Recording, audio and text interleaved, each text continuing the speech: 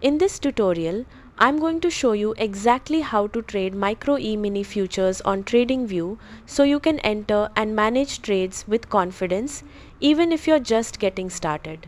First things first, open TradingView and head to the chart screen. At the very top left, you'll see the symbol search bar. This is where you can find any asset, including futures contracts. Go ahead and type in MES or micro E-mini S and P500. From the list, select the active contract, usually labeled with Chicago Mercantile Exchange. Once you click it, your chart will update to show the price action. Now shift your attention to the bottom panel of the screen and click on the Trade button. This will open the trading panel where all your order settings live. Inside the panel, the first decision is whether you want to buy or sell. If you think the market is going up, choose buy. If you expect it to drop, choose sell. Next, select your order type.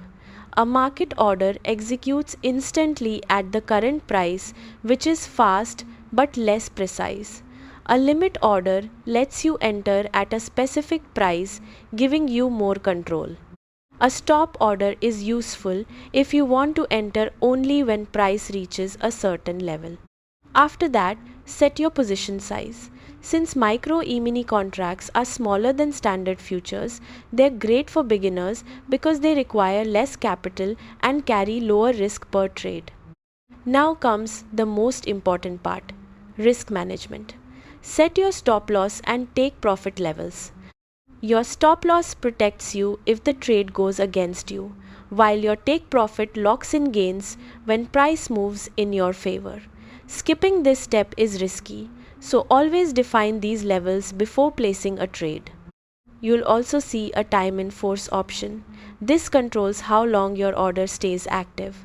For most short-term trades, selecting day works perfectly fine. Once everything looks good, review your order carefully. Then click buy or sell to place your trade. And that's it. You're now trading micro E-mini futures on TradingView. It might feel a bit overwhelming at first, but once you get used to the order panel and risk settings, the whole process becomes much smoother.